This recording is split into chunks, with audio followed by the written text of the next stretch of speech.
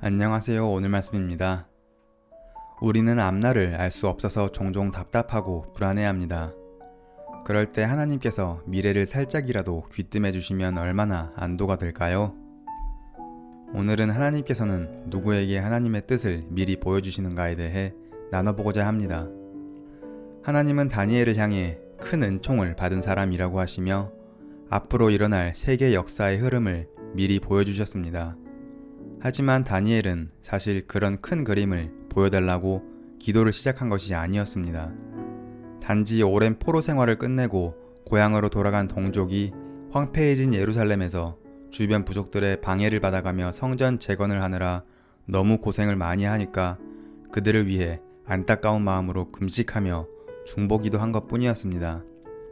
그런데 하나님께서는 당장 그들에게 당면한 문제에 대한 해답을 넘어서 앞으로 수백 년 동안 일어날 세계 역사의 큰 그림까지 보여주셨습니다. 기도하는 사람이 기도를 만들지만 또 기도가 기도하는 사람을 크게 만들기도 합니다. 자기 문제를 가지고 기도를 시작하지만 하나님께서 나라와 민족을 품게 하시고 교회를 품게 하시고 또 열방을 품게 하시는 것입니다.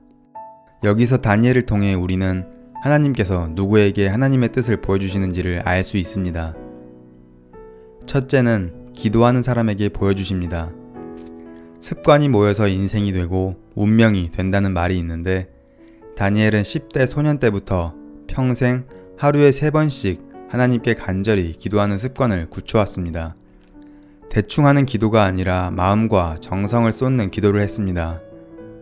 그렇게 기도의 내공이 쌓인 사람이었기 때문에 항상 하나님의 음성을 누구보다 분명하게 들을 수 있었습니다. 둘째는 말씀에 사람에게 보여주십니다. 다니엘이 하루에 3번 기도만 했던 것이 아닙니다. 다니엘서 8장에 소개된 그의 기도 내용을 보면 구약 성경 말씀을 너무나 잘 아는 사람이었음을 알 수 있습니다. 말씀 없이 기도만 하면 기도가 방향성을 잃어버리게 됩니다.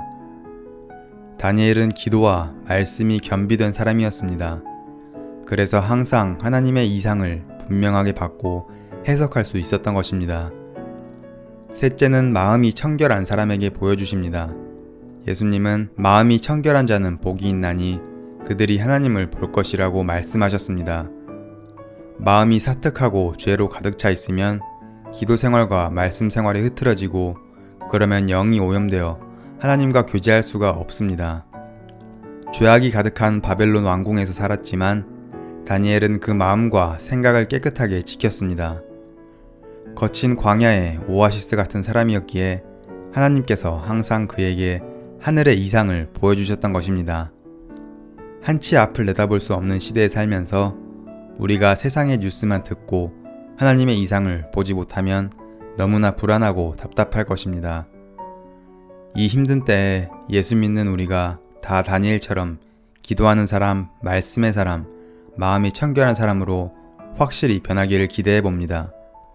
그래서 하나님의 음성을 듣고 하나님의 뜻을 보며 마음의 평강을 얻게 되기를 기도합니다. 오늘 말씀이었습니다. 감사합니다.